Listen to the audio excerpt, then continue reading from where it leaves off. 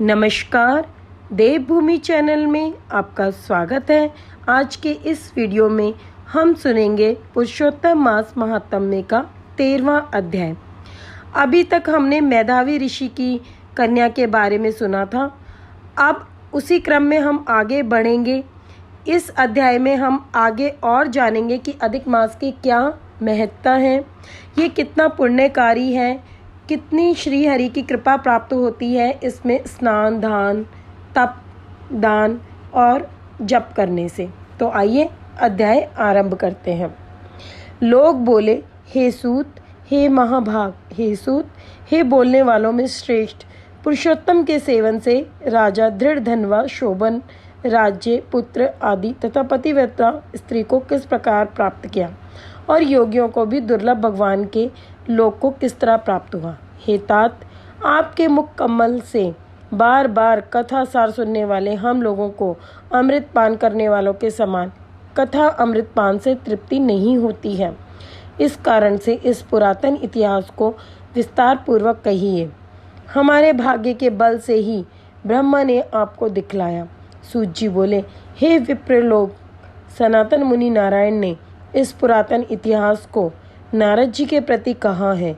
वही इतिहास इस समय मैं आप लोगों से कहता हूँ। मैंने जैसा गुरु के मुख से राजा दृढ़ धनवा का पाप नाशक चरित्र पढ़ा है, उसको सब मुनि श्रवण करें। श्री नारायण बोले, हे ब्राह्मण नारद, सुनिए, मैं पवित्र करने वाली गंगा के समान राजा दृढ़ धनवा की सुंदर तथा प्राचीन कथा कहूँगा। हे देश का रक्षक, श्रीमान बुद्धिमान तथा सत्य पराक्रमी चित्रधर्मा नामक का राजा था। उसको दृढ़ धनवा नाम से प्रसिद्ध, अति तेजस्वी, सब गुणों से युक्त, सत्य बोलने वाला, धर्मात्मा और पवित्र आचरण वाला पुत्र हुआ। कान तक लंबे नेत्र वाला, चौड़ी छाती वाला, बड़ी भुजा वाला, महातेजस्वी वह राजा दृढ़ धनवा प्रशस्त गुण समूह के साथ बढ़ता गया। वह चतुर राजा दृढ़ धनवा प्रसन्नता के साथ गुरु के मुख से एक बार कहने मात्र से पूर्व में पढ़े हुए के समान व्याकरण आदि 6 अंगों के साथ 4 वेदों का अध्ययन कर, गुरु को दक्षिणा देकर और विधि पूर्वक उनकी पूजा कर, बुद्धिमान राजा गुरु की आज्ञा से पिता चित्रधर्मा के पुर को गया। अपने नगर में वास करने वाले प्रजा वर्ग के नेत्रों को आनंदित करता हुआ जिस पुत्र को देखकर राजा चित्रधर्मा भी अत्यंत हर्ष को प्राप्त हुआ। पुत्र जवान हो, संपूर्ण धर्म को जानने वाला हो और प्रजा पालन में समर्थ हो, इससे बढ़कर सार शून्य इस संसार में और क्या है, अर्थात कुछ नहीं है। अब मैं 2 भुजा वाले मुरली मतलब वंशी, बांसुरी को धारण करने वाले, प्रसन्न मुख वाले, शांत तथा भक्तों को अभय देने वाले श्री कृष्ण चंद्र की आराधना करता हूँ। जिस तरह ध्रुव, अम्बरीश, शतार्थी, ययाति प्रमुख राजा और शिवी, रंतिदेव, शशबिंदु, भगीरथ, भीष्म, विदुर, दुष्यंत और भरत, पृथु, उत्तानपाद, प्रहलाद, विभीषण, ये सब राजा तथा और अन्य राजा लोग भी अनेक लोगों को त्याग कर इस अनित्य शरीर से पुरुषोत्तम भगवान का आराधन कर नित्य सदा सा रहने वाले विष्णु पद को चले गए। उसी तरह स्त्री, मकान, पुत्र आदि में स्नेह में बंधन को तोड़कर वन में जाकर हरि का सेवन करना हमारा भी कर्तव्य है।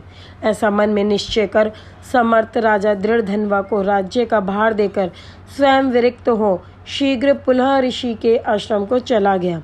वहां जाकर संपूर्ण कामनाओं से निष्प्रय हो और भोजन त्याग कर हर समय मन से श्री कृष्ण चंद्र का स्मरण करता हुआ तप करने लगा। कुछ समय तक तप करके वह राजा चित्रवर्मा हरि भगवान के परम धाम को चला गया। राजा दृढ़ धनवा ने भी अपने पिता की वैष्णवी गति को सुना।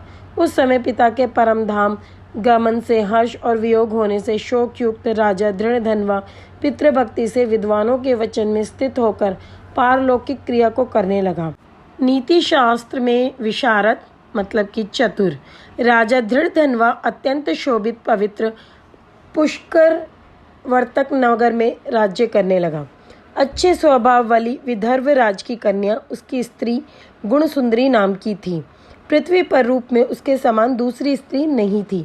उस गुणसुंदरी ने सुंदर, चतुर, शुभ आचरण वाले 4 पुत्रों को उत्पन्न किया और संपूर्ण लक्षणों से युक्त चारुमती नामक कन्या को उत्पन्न किया।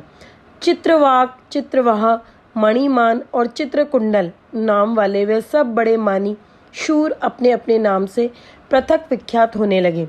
राजा दृढ़धनवा सर्वगुणी, प्रसिद्ध, शांत, दांत, दृढ़ प्रतिज्ञ, रूपवान, गुणवान, वीर, श्रीमान, स्वभाव से सुंदर, 4 वेद और व्याकरण आदि 6 अंगों को जानने वाला, वाग्मी यानी वाक चतुर, धनुर्विद्या में निपुण, अरिष्ट वर्ग, काम, क्रोध, लोभ, मोह, मद और मात्सर्य को जीतने वाला और शत्रु समुदाय का नाश करने वाला, क्षमा में पृथ्वी के समान, गंभीरता में समुद्र के समान, समता यानी समव्यवहार में पितामह ब्रह्मा के समान, प्रसन्नता में शंकर के समान, एक पत्नी व्रत, एक ही स्त्री से विवाह करने का व्रत करने वाला को करने वाले दूसरे रामचंद्र के समान, अत्यंत उग्र पराक्रमशाली दूसरे कार्तवीर्य मतलब सहस्र अर्जुन के समान था। नारायण बोले, एक समय रात्रि में शयन किए हुए उस राजा दृढ़धनवा को चिंता हुई कि अहो, यह वैभव यानी यह संपत्ति किस महान पुण्य के कारण हमें प्राप्त हुआ है। ना तो मैंने तप किया, ना तो दान दिया, ना तो कहीं पर कुछ हवन ही किया। मैं इस भाग्योदय का कारण किससे पूछूं? इस प्रकार चिंता करते ही राजा दृढ़धनवा की रात्रि बीत गई। प्रातः काल ब्रह्म मुहूर्त में उठकर विधि पूर्वक स्नान कर उदय को प्राप्त सूर्य नारायण का उपस्थान कर भगवान की कला की पूजा कर अर्थात देव मंदिरों में जाकर देवता का पूजन कर ब्राह्मणों को दान देकर तथा नमस्कार करके घोड़े पे सवार हो गया। उसके बाद शिकार खेलने की इच्छा से शीघ्र वन को गया। वहाँ पर बहुत से मृग, वराह यानी सुअर, सिंह और गवियों, जो गवे मतलब जो चवरी गाय होती है, का शिकार किया। उसी समय राजा दृढ़धनवा के बाण से घायल होकर कोई मृग बाण सहित शीघ्र एक वन से दूसरे वन को चला गया। रुधिर गिरे हुए मार्ग से राजा भी मृग के पीछे गया, परंतु मृग कहीं झाड़ी में छिप गया और राजा उस वन में उसे खोजता ही रह गया। पिपासा यानी प्यास से व्याकुल उस राजा ने समुद्र के समान एक तालाब को देखा।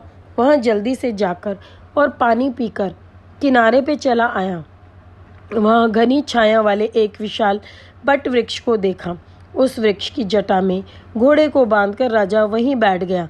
उसी समय वहां पर कोई एक परम सुंदर सुग्गा राजा को मोहित करने वाली तुलना रहित मनुष्यवाणी को बोलता हुआ आया। केवल राजा को बैठे देख उसको संबोधित करता हुआ एक ही श्लोक को बार बार पढ़ने लगा कि इस पृथ्वी पर विद्यमान अतुल सुख को देखकर तू तत्व यानी आत्मा का चिंतन नहीं करता है तो इस संसार के पार को कैसे जाएगा। बार बार इस श्लोक को राजा दृढ़धनवा के सामने पढ़ने लगा। राजा उसके वचन को सुनकर प्रसन्न हुआ और उस पर मोहित हो गया कि इस शुक पक्षी ने दुख से जानने योग्य सार भरे हुए नारियल फल के समान अगम्य एक ही श्लोक को बार बार पढ़ते हुए क्या कहा। क्या ये कृष्ण द्वैपायन वेद व्यास के श्रेष्ठ पुत्र शुकदेव जी तो नहीं हैं, जो कि श्री कृष्णचंद्र के सेवक मुझको मूढ़ और संसार सागर में डूबा हुआ देखकर राजा परीक्षित के समान कृपा कर उद्धार करने की इच्छा से मेरे पास आए हैं। इस तरह चिंता करते हुए राजा दृढ़धनवा की सेना समीप आ गई। शुक पक्षी राजा को उपदेश देकर स्वयं अंतर्ध्यान हो गया। उस शुक पक्षी के वचन को स्मरण करता हुआ राजा अपने पुर में आकर बुलाने पर भी नहीं बोलता है और निद्रा रहित हो उसने भोजन को भी त्याग दिया था। तब एकांत में उसकी रानी ने आकर राजा से पूछा। गुण सुंदरी बोली, हे पुरुषों में श्रेष्ठ, ये मन में मलिनता क्यों हुई? हे भूपाल, पृथ्वी के रक्षक, उठिए उठिए, भोगों को भोगिए और वचन बोलिए। देवताओं से भी दुख से जानने योग्य उस शुक पक्षी के सत्य वचन का स्मरण करता हुआ रानी गुण सुंदरी के प्रार्थना करने पर भी राजा दृढ़धनवा कुछ नहीं बोला। पति के दुख से अत्यंत पीड़ित वह रानी भी दीर्घ श्वास लेकर अपने स्वामी की चिंता के उत्कट कारण को नहीं जान सकी। इस प्रकार चिंता में मग्न राजा का कितना ही समय बीत गया, परंतु संदेह सागर से पार करने वाला कोई भी कारण वह देख न सकी। नारद जी बोले, हे मुने, इस तरह चिंता को करते हुए पृथ्वीपति राजा दृढ़धनवा का क्या हुआ सो आप कहें। क्योंकि हे मुनि, निर्मल वैष्णव चरित्र थोड़ा भी यदि सुना दिया जाए तो पापों का नाश हो जाता है। यहाँ पर पुरुषोत्तम मास महात्म्य का 13वां अध्याय समाप्त होता है। कल हम पुरुषोत्तम मास महात्म्य का 14वां अध्याय सुनेंगे, जिसके अंतर्गत हम जानेंगे कि गुण सुंदरी को क्या पता चलता है कि किस प्रकार से दृढ़ धनवा किस दुख में है और उस दुख का क्या उपाय हमें सुनने को मिलता है। इसी क्रम में हम आगे का अध्याय सुनेंगे, अध्याय 14वां। वीडियो पसंद आने पर लाइक और शेयर करना ना भूलिए। हमारे मनोबल को बढ़ाने के लिए चैनल को सब्सक्राइब करना ना भूलिए। ओम नमो भगवते वासुदेवाय नमः।